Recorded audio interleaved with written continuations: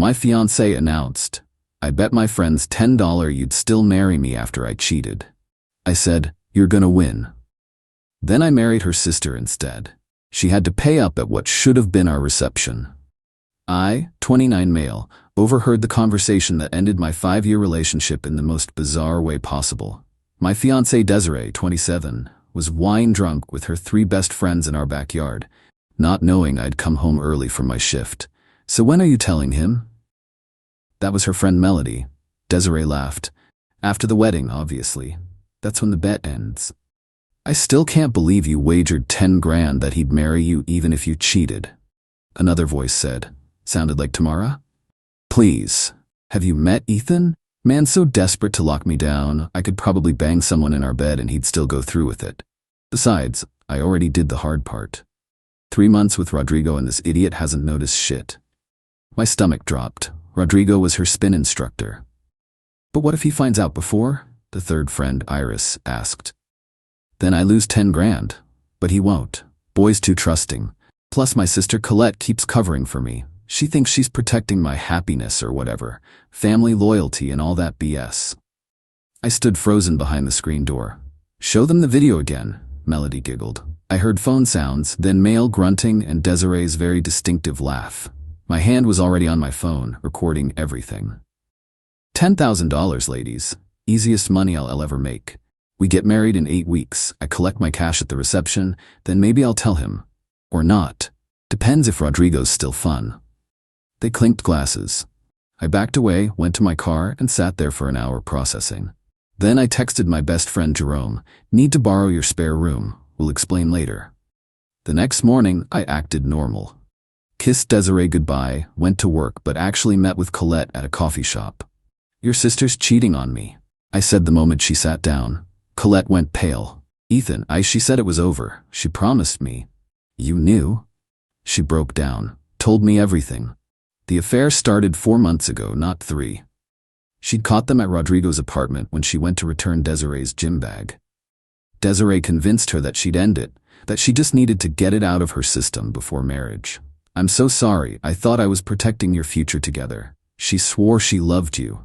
She bet her friends 10 grand I'd still marry her even if I cheated. Colette's face went from pale to furious. "She what?" I showed her the recording. She listened, hands shaking. "That bitch," she whispered. Then louder. "That absolute bitch. I've been covering for her, lying to you, feeling guilty, and she's treating it like a game." "Help me," I said simply. "Whatever you need." The plan formed quickly. Colette was single, gorgeous, and just as pissed as I was. We both wanted Desiree to face consequences, and we found the perfect way. Update 1. Holy shit. You guys were right about keeping documentation. I've got everything now. So after meeting with Colette, we started phase 1, intelligence gathering. Colette pretended to be supportive of Desiree's affair, saying she understood and wanted to help. Desiree, being the narcissist she is, ate it up. Started telling Colette everything. The gym schedule meetups, the hotel receipts she hid, even showed her nudes Rodrigo sent. Meanwhile, I played the devoted fiancé, increased my wedding enthusiasm to 11. Started posting countdown posts on Instagram, 42 days until I marry my dream girl. Gag. But here's where it gets juicy. Desiree's friends raised the stakes. Since I seemed extra devoted, they each threw in another $2,000. So now Desiree stood to win $16 if she pulled this off. Melody even said, "Should we make it 20? This is too easy." Desiree's response? "Nah, I don't want to take all your money. I'm not heartless." The audacity. Last week, Colette and I started hanging out publicly. Nothing suspicious, just bonding over wedding planning since Desiree's so busy with work. We'd get coffee, go over venue details, taste cakes, normal wedding prep stuff that Desiree was too stressed to handle. Desiree was thrilled. "I'm so glad you two are getting along. Family's so important." Yeah, about that. The chemistry between Colette and me was unexpected. She's everything Desiree isn't. Genuine, caring, actually interested in my work. I'm a veterinary technician. Not glamorous, but I love it. We weren't faking the connection for revenge anymore. It was real. 3 nights ago, Desiree came home late, hair messy, makeup smudged. "Spin class was intense," she said, kissing my cheek. I smiled. "You work so hard, babe. Hey, your sister wants to know if you picked the bridesmaid dress color?" Tell her whatever matches her skin tone. I trust her judgment. Will do. Love you too, sucker. I mean, sweetie. She actually said that. Actually said it. Weddings in 6 weeks. This is gonna be epic. Update 2. Shit escalated fast. First, Desiree got cocky. Started taking bigger risks. Had Rodrigo pick her up from our apartment. In his distinctive yellow Camaro. Our neighbor Mrs. Patterson saw everything and asked me if we were having car trouble since a young man was driving Desiree around. Oh, that's her coworker, carpooling to save the environment, I said with my biggest smile. Mrs. Patterson didn't buy it, but bless her, she patted my hand sympathetically. Then came the family dinner disaster. Desiree's parents invited everyone over to celebrate the upcoming wedding. Her mom, Gloria, had made this whole photo display of Desiree growing up, ending with our engagement photos. Halfway through dinner, Desiree gets a text and literally giggles. Work emergency? Her dad asked. Yeah, sure, work. She was tipsy and not even trying. Under the table, Colette showed me her phone. Desiree had accidentally sent the text to their sister group chat, instead of just Rodrigo. Can't wait for round 2 tonight, Daddy. Her mom's phone was in that chat. Gloria's face went from confused to horrified to carefully blank in about 3 seconds. She looked at me, then at Desiree, who was still texting and smiling. Oblivious. Ethan, honey, could you help me in the kitchen? Gloria asked. In the kitchen, she broke down. I'm so sorry, I raised her better than this. You don't deserve. It's not your fault. Are you gonna call off the wedding? I looked her dead in the eyes. The wedding is definitely happening. Everyone's already flying in. Would be a shame to waste all that planning. She studied my face, then slowly smiled. Colette's been helping a lot with preparations, hasn't she? She's been amazing. Good, that's good. She squeezed my hand. Team Ethan, sweetie. Whatever happens. Later that night, Desiree had the nerve to complain about dinner. God, my family's so boring. 3 more weeks and we can skip these dinners for a while. I told Melody we'd go to Cabo for a girls' trip right after the honeymoon. With what money? I asked innocently. She grinned. Oh, I've got a surprise windfall coming. Don't worry about it. Can't wait to hear about it. You will, babe. At the reception, it's gonna be hilarious. I smiled back. I'm sure it will be. Meanwhile, Colette and I had filed for a marriage license in the next state over. Perfectly legal, just needed to wait the required period. T-minus 21 days. Update 3. Monday before the wedding. Shit got real. Desiree's friends threw her a surprise bachelorette party Sunday night. Except it wasn't a surprise for me because Colette was invited and kept me informed. They went to a club downtown. Desiree got wasted, like held up by 2 people wasted. And guess who happened to be at the same club? Rodrigo and his boys. Baby, she screamed across the VIP section. In front of everyone. Jumped on him, made out with him. Grinding on him on the dance floor while wearing a bride-to-be sash. Melody live-streamed parts of it on Instagram before realizing maybe that was evidence and deleted it. Too bad I already screen-recorded everything from Colette's phone. But here's the best part. Tamara got cold feet about the bet. Des, maybe we should call it off. This is getting cruel. Desiree's response? Cruel? Please, he should be grateful I'm even marrying his boring ass. Do you know how many times I've had to pretend to care about sick dogs and cat surgeries? I deserve this money. But what if? What if nothing?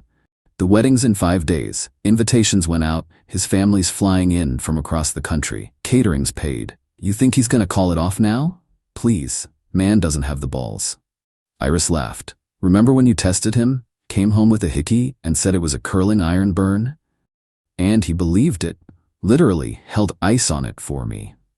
They all laughed. Colette excused herself to the bathroom and sent me everything.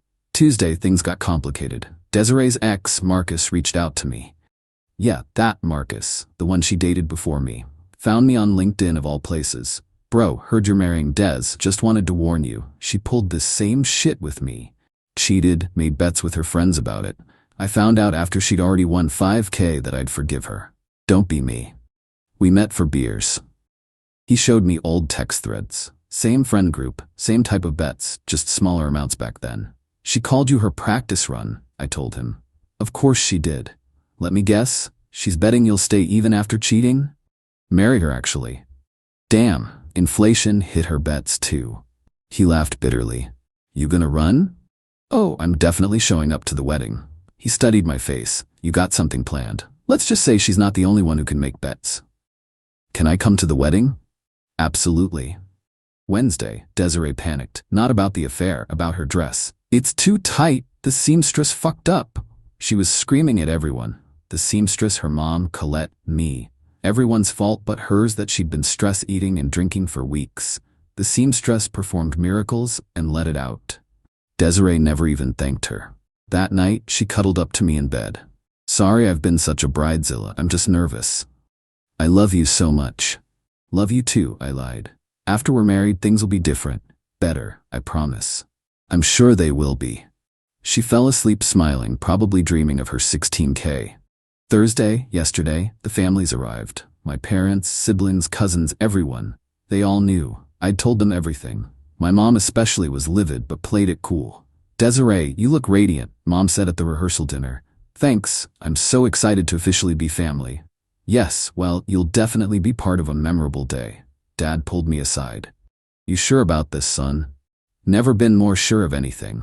Good man, your grandmother would be proud. The rehearsal itself was hilarious. Desiree kept texting during it. The priest actually had to ask her to put her phone away during her own wedding rehearsal. Sorry, Father, work emergency. Rodrigo must be one hell of a work emergency. Her friends were all there, already counting their money. Melody whispered to Tamara, easiest 16 grand we'll ever make. Colette, standing as maid of honor, caught my eye and winked. Tomorrow's the big day. Everything's in place. The marriage license with Colette is valid as of midnight tonight. The prenup, Desiree refused to sign because that's not romantic, would have protected her. Now she gets nothing. My uncle, who's also a lawyer, is ready. The DJ has special instructions. The photographer has been briefed. Desiree's last text to Rodrigo tonight, yes, Colette's still monitoring. Last night of freedom, then I'm 16,000 richer and we can get that place together. Ethan will never know. Oh, I know. And tomorrow everyone will know. Wedding's at 2 p.m. Can't wait. Final update. I'm writing this from my honeymoon suite. Just not with who you'd expect. The morning started normally. Desiree was at the hotel getting ready with her bridesmaids. I was with my groomsmen at Jerome's place. At 11 a.m. Colette texted me. She's already drinking champagne and texting Rodrigo about their future apartment. At noon I put on my tux, looked in the mirror, smiled. At 1 p.m. Colette left the bridal suite, claiming she needed to check on the flowers. She met me at the courthouse where my uncle was waiting. Quick ceremony, just us, the judge, and Jerome as witness. Kissed my new wife and headed to the church. At 1:45 p.m., guests were seated. 200 people. The Bet Squad, Melody, Tamara, and Iris, sat together, practically vibrating with excitement. At 2 p.m., music started. Groomsmen walked. Bridesmaids walked. Colette, as maid of honor, walked, but instead of standing on Desiree's side, she came and stood next to me. Confused murmurs. Then came Desiree. She looked beautiful, I'll give her that, smiling like she'd won the lottery. Which in her mind, she had. She reached the altar, handed her bouquet to no one because Colette was standing by me. What are you doing? She hissed at Colette. Standing by my husband, Colette said clearly. The entire church gasped. What? I took the mic from the priest. Ladies and gentlemen, thank you for coming. There's been a slight change in plans. Desiree's face went from white to red to purple. See, 3 months ago, I discovered my fiancé was having an affair. But that's not even the interesting part. She bet her friends $16,000 that I'd still marry her even if I cheated. She was right about one thing. There was definitely going to be a wedding today. I turned to the projector screen we'd set up for the slideshow of memories. Jerome, hit it. The recording from that first night played. Everyone heard everything. The bet, the affair, calling me pathetic, the whole thing. Desiree lunged for the laptop. 2 of my cousins blocked her. Turn it off. Oh, we're just getting started. Next came the Instagram live footage from her bachelorette party, making out with Rodrigo while wearing her bride sash, then screenshots of texts, including the one from last night about getting an apartment with Rodrigo with Ethan's money. That's fake. He's making it up. Des, your mom's in that group chat too, Colette said sweetly. She can verify. Gloria stood up. It's real. I've seen it all. The crowd was in chaos. Some people were recording, others leaving, most just staring in shock. Now, I continued, about that bet. Desiree, you need to pay up. See, you bet I'd marry you despite the cheating. I didn't. I married your sister an hour ago, so technically, you lost. You can't do that. That's illegal. My uncle stood up. Actually, it's perfectly legal. They got their license in another state, waited the required period, and there's no law against marrying your ex-fiancée's sister. Melody shouted. We're not paying. The bet was a joke. A joke? I pulled out my phone. I have Venmo requests from all of you to Desiree's account with wedding bet in the description. Your own paper trail, ladies. Iris started crying. Tamara tried to sneak out but was blocked by my cousin at the door. Pay up now, or my lawyer uncle here starts filing fraud charges. Your choice. One by one, they pulled out their phones. The beautiful sound of Venmo notifications filled the church. But Desiree wasn't done. You planned this. You humiliated me. You humiliated yourself. I just gave you the audience you seemed to want. She turned to Colette. You bitch, my own sister. You called me last week to laugh about how stupid Ethan was, Colette said calmly. You said I was pathetic for not being able to keep a man. You used me as your alibi while you fucked your spin instructor. Sister? You don't know the meaning of the word. Then Rodrigo stood up. Yeah, he was there. In the back. Yo, Des, this is too much drama for me. We're done. What? Baby, no. You said you were getting 16 grand. You said we were getting an apartment. Now you're broke and single? Nah, I'm out. He left. Desiree collapsed on the altar steps, sobbing. Her dad walked up, helped her stand. Let's go, Desiree. Daddy, do something. I am. I'm taking you home. And Monday, you're moving out. Your mother and I are done enabling this behavior. They left. The friends slunk out. Most of the guests were in shock. I turned to the remaining crowd. Now, who wants to celebrate an actual marriage built on trust and love? Reception's still paid for. Tout the DJ started playing Before He Cheats, and about half the guests stayed, including Marcus, who bought us our first round. That was fucking beautiful, man, he said, toasting us. The reception was amazing. Colette and I had our first dance to That's What You Get, her choice. Perfect. My mom gave a speech about waiting for the right person, even if they're standing right next to the wrong one. The cake? We'd switched it Thursday night. Instead of the elegant 3-tier Desiree picked, it was a 2-tier with a topper of a bride and groom and a tiny figure being kicked off the cake. The bakery nailed it. It's been 3 days. Colette and I are in Cabo. Yes, the trip Desiree planned to take with her girls using her bet money. We used the tickets Desiree had already bought since they were in Colette's name too, family booking. The fallout has been insane. Desiree tried to claim we stole her honeymoon, but the booking was under my card, so... Nope. She's been posting about being betrayed by blood, but everyone saw the video, so she's getting roasted in the comments. Melody, Tamara, and Iris are fighting about whose fault it was to make the bet traceable. Rodrigo apparently already has a new girlfriend, the receptionist at the gym. Gloria sent us a beautiful wedding gift with a note, for the couple who actually deserves happiness. Desiree had to move back in with her parents, who are charging her rent. The venue coordinator offered us a discount on our anniversary party next year because that was the most entertainment we've ever had at a wedding. But the best update? Desiree had to pay out the $16 bet, which we donated to a local animal shelter in her name. They sent her a thank you card with pictures of all the dogs her generous donation helped. She blocked us after that. As for Colette and me, what started as revenge turned into something real. We're taking it slow, going to couples counseling to make sure we're building something healthy. We both went through trauma, her having a narcissist sister, me being cheated on, and we're working through it together. My only regret?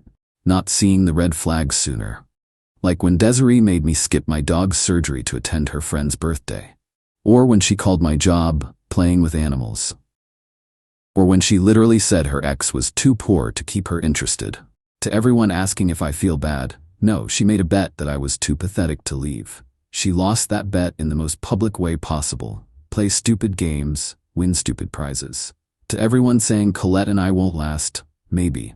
Maybe not, but at least we're starting honest. And to Desiree, who I know is reading this, your spin instructor has a girlfriend now. Your friends are broke and hate you. Your family is disappointed. You're living in your childhood bedroom at 27. Meanwhile, I'm on a beach with your sister who's a better person than you'll ever be. Bet you didn't see that coming. P.S. The priest said it was the most memorable wedding he'd officiated in 30 years. He's using it as a cautionary tale in his pre-marriage counseling sessions now. P.P.S. Mrs. Patterson sent us a lovely card saying I knew that boy in the yellow car was trouble. She also included cookies. P.P.S. Desiree, your mom says hi from the beach. Yeah, she's here too. Surprise family vacation. Without you.